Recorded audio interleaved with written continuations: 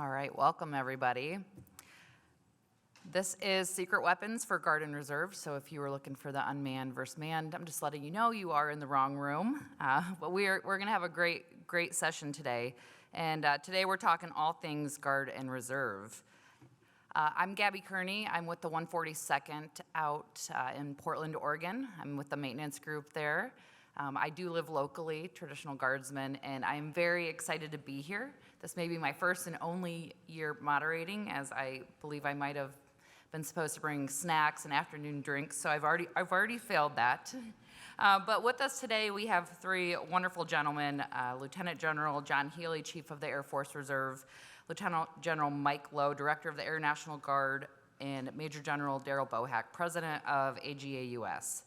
And we're going to dive right into our questions. Again, a great session, a lot of really meaty, filled questions. And, you know, everyone voted, since General Healy is the newest guy in his position, you get to go first. So, you know, right, applause, there you go, yep.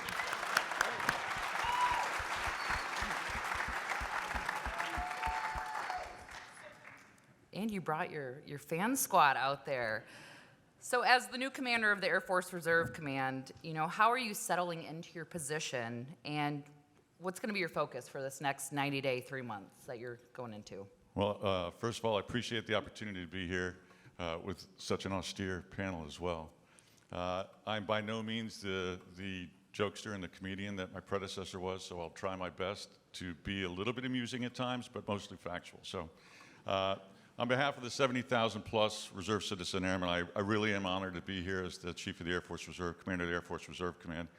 It's going to be a daunting challenge. I've been in the job now for 7 weeks. I've got 201 to go. My wife told me that. But I'm excited about it.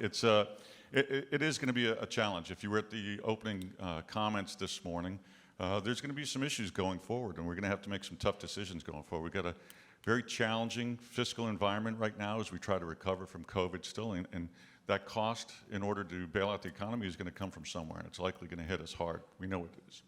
We've got a challenging hiring environment right now, so employment is making it very difficult to meet our end strength and to get the recruits that we truly need in order to be a strong and complete Air Force Reserve. But also we've got a strategic competition that's going on. It's no joke with Russia and their incursions into Ukraine, and with China as the pacing threat right now. We've got our work cut out for us.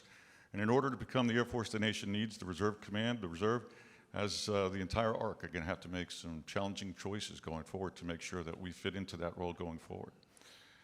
With regard to how I'm going to do what I'm going to do over the 90 days, so I've got a rather poor track record of lasting 90 days, essentially. When I went into UCOM, my goal, again, was to last 90 days, take a look at things. 2 months in that case I lasted before I started making some changes.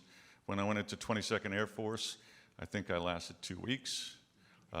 With the move into the Chief of the Air Force Reserve and the Commander Air Force Reserve Command, it was 90 minutes. So literally, the change of command, General Brown was down there, promotion, change of command, I changed uniforms, and we had all the commanders present for a commander's call.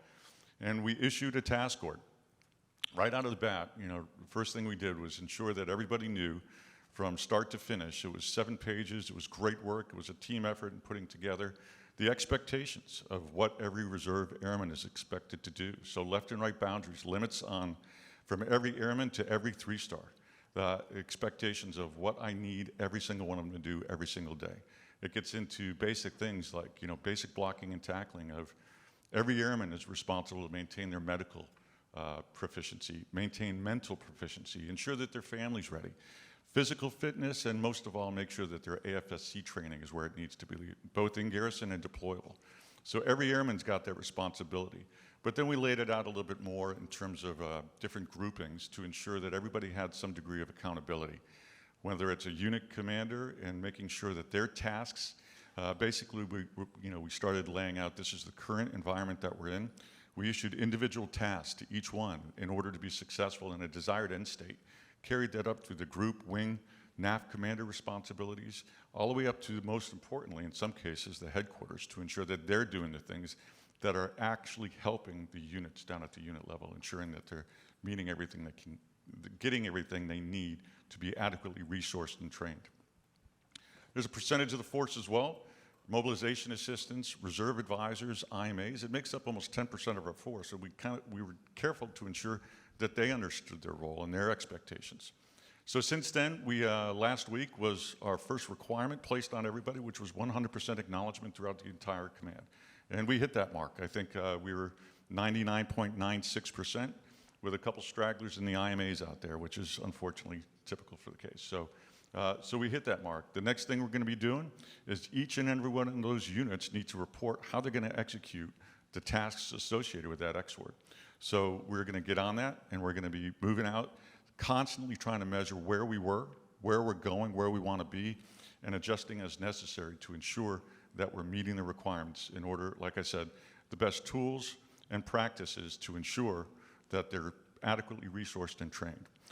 My priorities were simple. I laid them out first and foremost, which is ready now and transforming for the future, carrying on the work so that we are ready to fight, to be part of the Air Force the nation needs going into the future fight.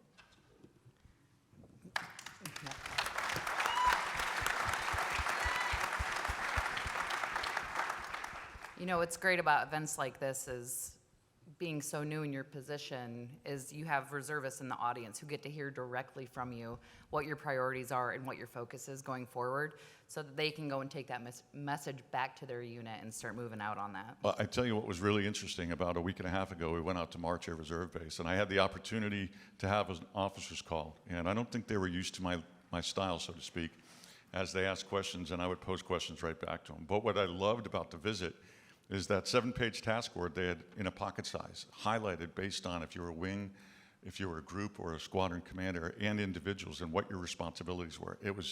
I was blown away by that. That's fantastic. Shifting a little bit to somebody a little bit more seasoned in their role. I put him in the middle. He seems like the jokester, so we're trying to, keep him in line. So General Lowe, you've been in your position for a little over 2 years now.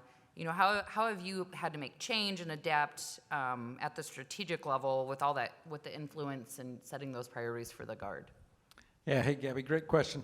So first off, in the Air National Guard, when you look across the 50 states, 3 territories, District of Columbia, 108,000 Guard airmen organized underneath 90 wings across all mission sets of the United States Air Force. Let me start with our enduring priorities and then talk about as we shift to the new National Defense Strategy. So the enduring priorities for the Guard are ready forces, partnership, people, policy, and force structure. Those will be enduring throughout. 2 years ago, when I took over, we were right in the midst of a COVID pandemic. I had to have mission assurance for our 24/7, 365 Homeland Defense missions. We had the longest and largest mobilization of Guard personnel since World War II. And we were sourcing for the overseas fight, primarily in CENTCOM, Afghanistan, but also AFRICOM and every other COCOM. So I started with this, ready today. We had to be ready today to do our nation's work, both at home and abroad. Then I also thought about what we were looking at as everything was going on, and we're in all these legacy missions.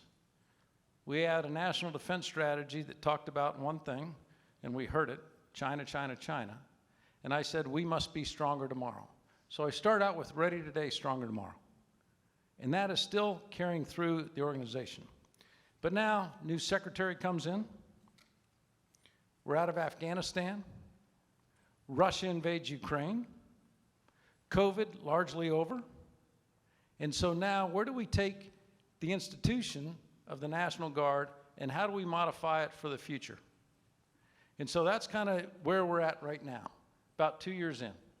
So as you look to the next 2 years, I said, how do we operationalize the National Defense Strategy? And working with our adjutant generals, we'll hear from them here in a second, and looking at everything that we do, both at home and abroad, I said, okay, here are the priorities of National Defense Strategy. Defend the homeland. Deter strategic attack against the United States, its allies and partners, with the pacing threat of China. We must make that shift. Deter regional aggression. Okay? And if all the deterrence fails, we must dominate in conflict. We have to build a strong force. And then we must build a resilient joint force and defense ecosystem. So when you look at that, defend, deter, dominate, okay, and build. Those are the national defense priorities. And if we're going to operationalize those, I said, I need every Air National Guard airman to see themselves in those national defense priorities. No matter where you are, no matter if you're a drill status guardsman or if you're a full-time member, when you come to work in the Air National Guard or when you're part of that defense ecosystem, outside that in your civilian job, you must get out there and do these things. So the three priorities that we've come up with and that we'll be working through and working together on are: one, recapitalization. How do I recapitalize out of old legacy equipment and old missions that our United States Air Force will no longer do into new? So recapitalization, number one. Innovate. Innovation at the heart of everything we do. How do I unleash that innovative power across the National Guard? 80% part-time workforce out at the unit level. We need to harness all of that together. So recapitalize, innovate, and then the last thing is engage. We need to engage everybody to make sure they understand what it takes to build a strong, resilient joint force. More importantly, for a United States Air Force, to build a strong Air Force that can do all the things the nation needs it to do. So, okay, ready today, stronger tomorrow has turned into, realistically, think global. Every Air National Guard airman needs to think global. What's their relationship into that global enterprise? But we also must act local. So think global and act local is where we're going to go, and that's how we're going to get after the National Defense Strategy and operationalize it to make a stronger, more resilient joint force and an Air National Guard that can compete and win in the future. Thank you.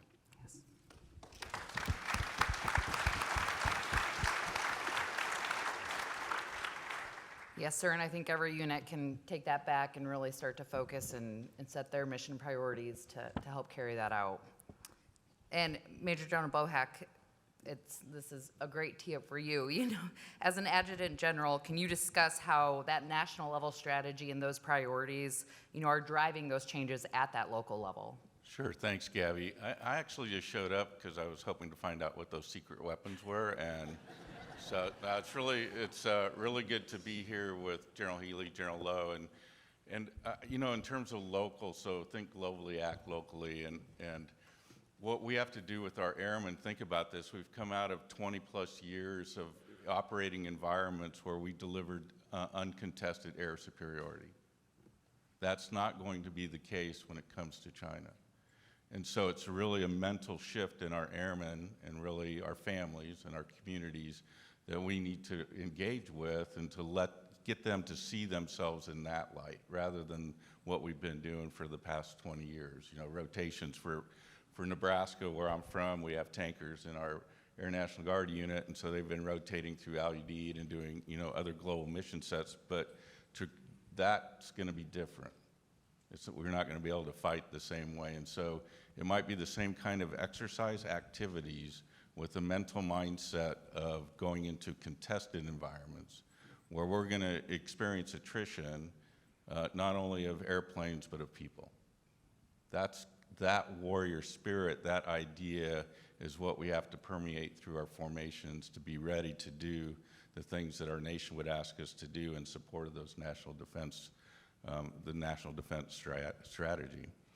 And then the second part of being local too, though, is being longstanding members of the same communities, being seen as, in some cases, the only representation of our United States Air Force, of the total Air Force, in those communities. So you take like the state of Minnesota, state of Iowa, can name others, where there is no active duty base, no presence that's brought into the communities. It's up to us as Reserve Component Airmen to bring that message to our community. So whether it's a Rotary Club or PTA or whatever it might be, whatever venue we're asked to come into, we have to be ready to carry the threat of China into those discussions, and obviously in an unclassified way to tell that story, because that's what will connect the will of the American people to us who are the cloth of this nation to carry the fight forward when we have to, and to do the things that General Lowe and General Healy talked about, and in particular,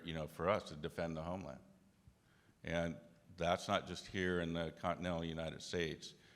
General Van Herk was here from Northcom, and he would talk about defending forward, defending the homeland forward, and what that means in projecting power and how do we do that. So I think locally that's the shift we're having to engage our airmen on and get them to think about and not to be put off by it, but to be prepared for it. And that's, to me, that's really the key to our success in being a total Air Force partner, is that we are ready to do the nation's work. And the slogan of the Air National Guard is always ready, always there. But I would add the Air Force saying that General Brown says anytime, anywhere to that phrase. And our ability to project power across the globe and deliver it decisively, it will make the difference. Now, the other thing we have to think about locally, I think, too, is making sure we're working as a total force to get the resources we need to be funded appropriately to deliver the effects that this nation requires. Thanks, Gabby. Yes, sir. It's that continue advocation. Yep.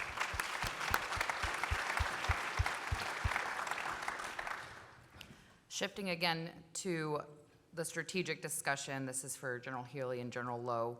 Given the current NDS, what do you think the role of the ARC is going to be? What secret weapons does the Guard and Reserve possess to tackle the strategic competition?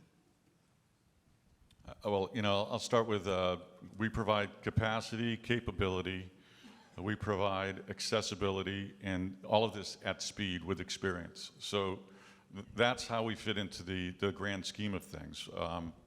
When it gets to everyone make sure the doors are shut, the secret weapon is everybody here. I mean, that's it. I mean, it's as simple as that. We were commenting about a week ago when we were talking about this, we're like, secret weapon of the Air Force, who came up with this? But anyway,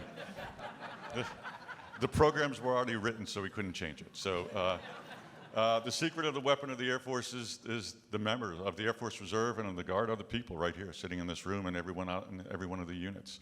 The way we see us providing to that, though, is through, as I said, capacity. It's a curse sometimes to have this capacity because, unfortunately for the Reserve Command, and this is where difficult decisions come in, our capacity lies largely within legacy weapon systems, which is where the challenges of future decisions come from. We have the capacity, though. We're continually showing what we can do with our special mission sets.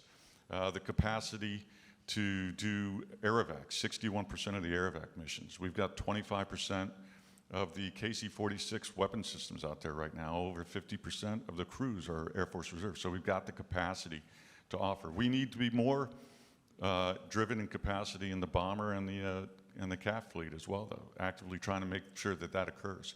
We've got accessibility. We constantly, I think between the two of us, constantly are striving to get the message out there of accessibility, and it's met with skepticism on active component parts sometimes. But the proof is in the pudding. It's a year old, the data, but it's unmistakable. 1,700 plus participants from the reserve side of the house, even more so from the Guard in terms of response for OAR, OAW. We had, within the first 24 hours, we had 30 crews ready. Within the first 72 hours, we had 30 tails and 80 crews ready out the door. C-17, C-5, 135s, KC-10s, everything pitching into the fight to ensure we had the proper things done. In terms of value, we always talk about the value proposition. Again, a point of discussion, I'll put it politely, in terms of how valued we are, because the value proposition is as simple as this. I'm not too strong on math, but I can do the math in public of we are 20% of the total force, and we are 4% of the cost. So it's as simple as that. Everything else, we're constantly working in trying to find a cooperative agreement with the active component of what the what the life cycle cost of a reservist is relative to an active duty member, so we can come to agreement in terms of how to best use that capacity that we provide at value. And the last thing, like I mentioned as well, we are steeped in experienced personnel. Due to the increase in the operational use of all of our air crew over the last few years, I mean, the average pilot in the Air Force Reserve is 3,600 hours, much, much ahead of the active component. So all of those things, I think, is the way we get that capacity and that capability out the door in a timely manner. The key is how we transition that into the capacity and the capabilities we need moving forward. Thank you, General. Hey, hopefully, Gabby, the secret's out. It's out. Hopefully it is out there. But when you look at it, okay, the National Guard, unit equipped to fight and win our nation's wars while simultaneously defending the homeland. That is our charge. But as I thought about this at 75 years, right, 75 years Air Force, I went back in history and I said, where was a time where maybe we were a secret? And I had to go back to the Korean War. As we came out of World War II, and you looked at the Korean War, it was going to be short. Underestimated that one. And you know what? We were going to do it active duty only. And in the Guard and Reserve, we had propeller-driven airplanes when everybody else was flying fighters with jet engines and MiGs. And yet, we mobilized 80% of the Air National Guard for the Korean War. And we sent these propeller aircraft over there. We hadn't trained together. We weren't interoperable. It was a mess. Despite that, the Air National Guard airmen, with their experience, overcame a lot of things, flew over 39,000 sorties in Korea, and had 39 MiG kills. Now, fast forward of what our forefathers did in the Air Force to 1991 Desert Storm, where we were a fully integrated force, same training standards, same aircraft. We had concurrently recapitalized the National Guard with the active duty. You look at all of the stuff that we're still flying today, by the way. And now we're right there on the leading edge, and you look at the success that we've had since 91 to today. Over 30 years of continuous mobilizations. In the National Guard, when you talk Army and Air National Guard combined, over 1 million mobilized soldiers and airmen in National Guard. That is a testament to all of you. So the secret's no secret, is we have to be fully interoperable, on par with our active duty counterparts. And we have to make sure that we get that recapitalization, and we are there concurrently with them. That doesn't always happen. And it's still not happening today. We see it, okay? And it's that fight for the dollar. So what do we bring? And I'm going to talk about everything that, that my buddy here, John Healy, just did, because it is about the same. Capability at a cost point that's affordable for America. It's about capability and cost. The deep experience level that we have compared to our active duty counterparts. We can't do it without them, nor do we want to. But when we own the weapon systems, when we're out there in the units, it becomes a family affair. And we build a much stronger joint force. We take care of that equipment, and we're deep in the knowledge of it, and we're going to continue to fight for that. And so when you look at that capability, that cost, and that deep experience of our officer corps and our enlisted corps, that is really the secret of the reserve components. And now we need to continue that on from here and into the future. Thanks. Yes, sir. So the secret's out, right? All three of you have mentioned something very consistent in your answers, and that is money and resources. What is the Guard and Reserve doing to prepare, for those future fiscally constrained environments? General Bohac, we'll start with you. Well, I think the way we prepare is to tell the story about the value proposition and to create an understanding of what we can do both in the Guard and Reserve, which is in fiscally constrained times. And if you look at personnel costs alone in the total budget, it's the greatest consumer of the dollar we're given by the Congress and the taxpayers of the United States. And yes, we need to invest in our people, into our airmen, into our families to do that. But our ability in the reserve components in the Guard and Reserve to take on active duty talent and retain it in the service of the total force, and to have it available for this nation when it's needed as a surge component of the total force, is something that I think probably consistently gets undervalued, quite frankly, and not well understood. And sometimes the arguments are, well, you're difficult to get to, we can't access you. I could not point to a time in my history in serving in this uniform that we didn't respond to the mission when we were asked to do it. So I think that argument doesn't, sustain itself very well. So I think our ability, it's a talent management proposition as much as recapitalization of equipment. When you look at things like rebalancing the CAF, for example, across the reserve components to maybe a 50-50 balance, we've done some number crunching. That can save the United States Air Force around $2.5 billion across the FIDO. That's real money, even in Congress, right? And so money that can be done, used for other things like recapitalization programs, modernization programs, that all the components need in order to be an effective force and to be effective globally.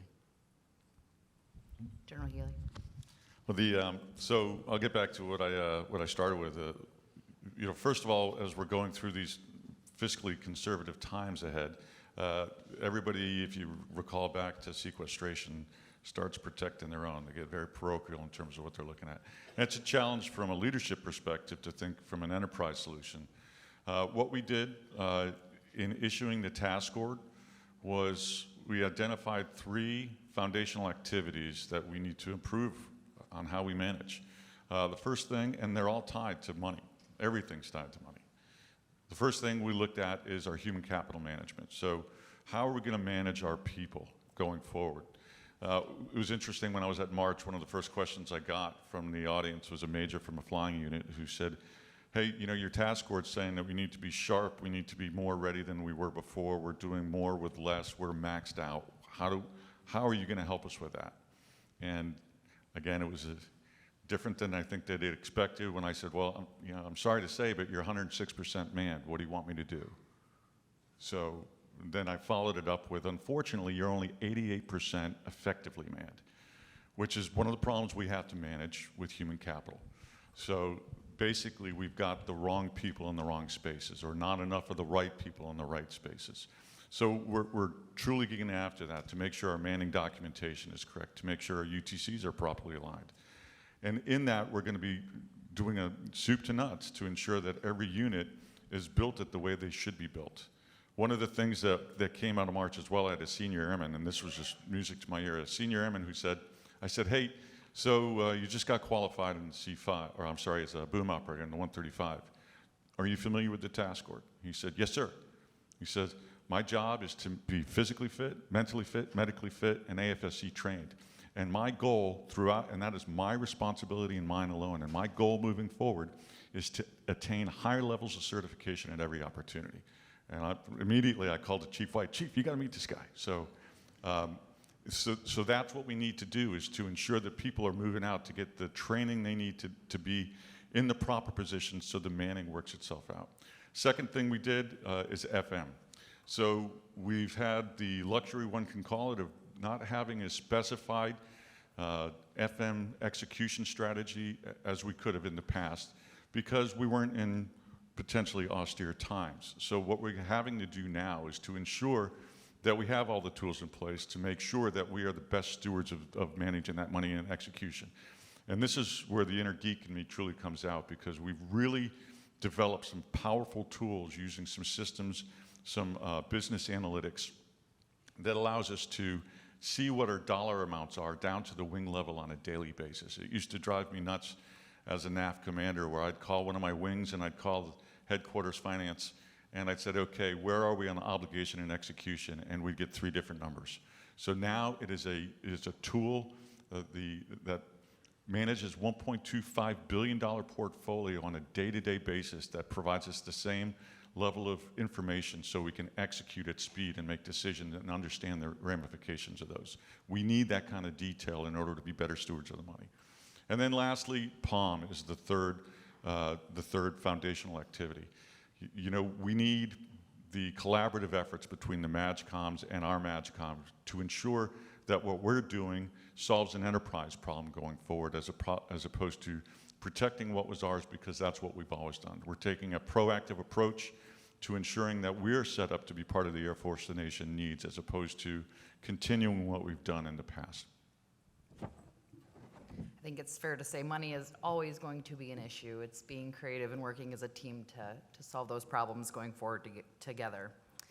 General Lowe, you touched on this a little bit earlier. You know, your 2 years in your position, you've seen a lot of changes through COVID and the challenges that we have, you know, going on today. The total force of the past is not going to be the total force that we need, you know, with coming challenges in the future. So how do you see that total force evolving to meet those coming challenges? Hey, Gabby, great question, because we've had a lot of discussion on the total force and what the total force means, okay? Active Guard and Reserve.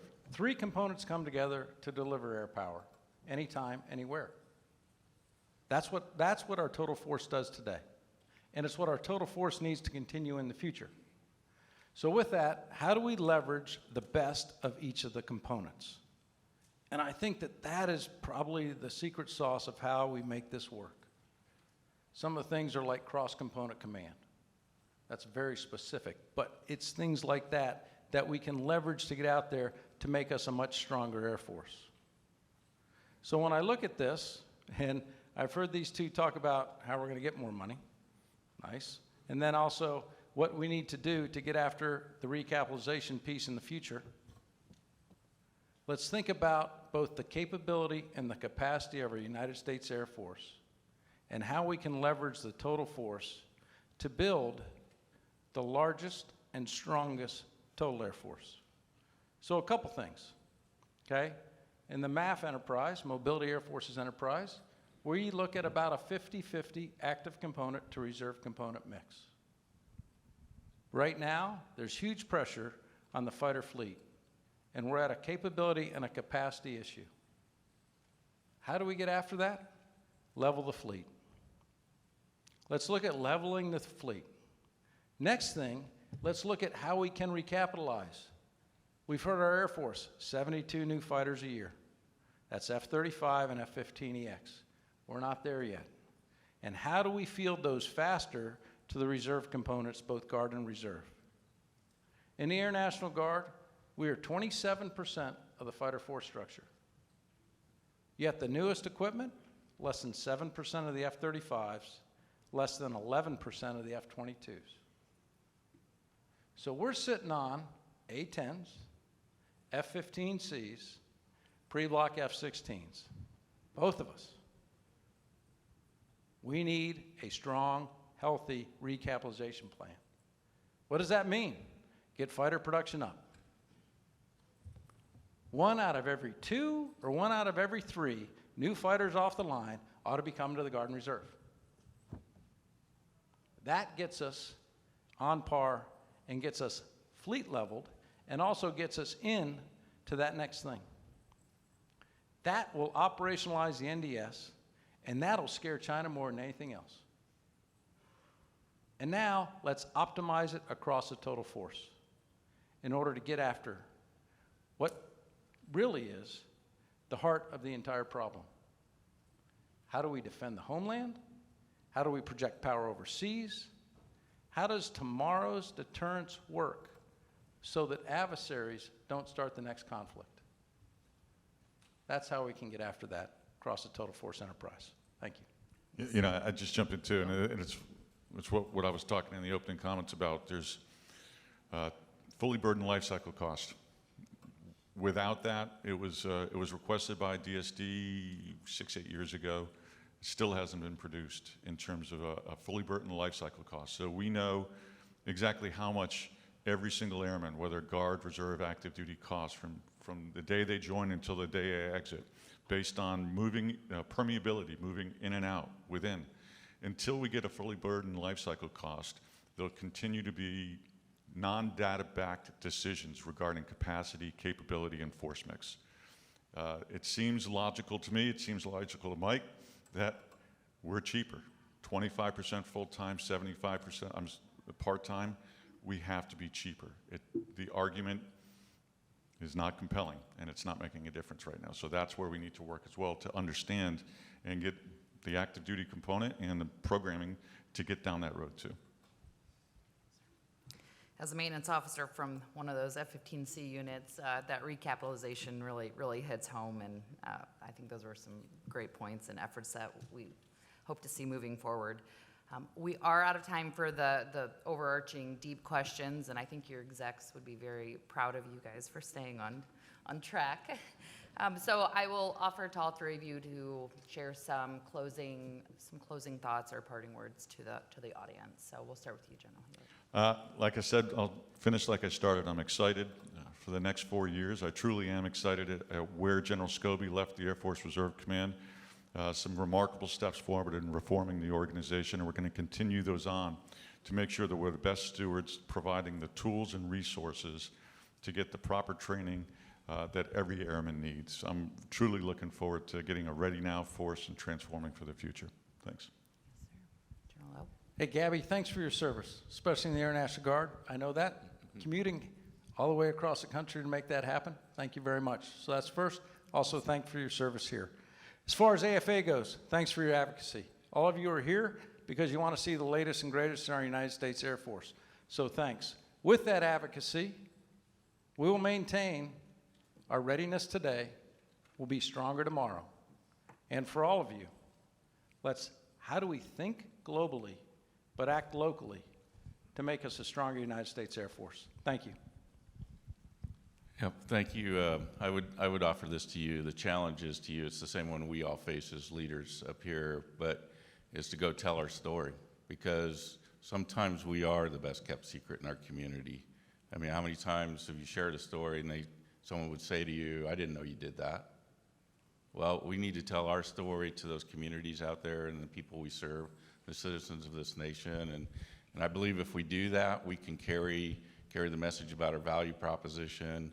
But maybe most importantly of all for me is to carry the message out there that we're a force that's prepared to train your son and daughter, your blood and treasure, to the fullest extent possible to be prepared for that day when this nation might need them.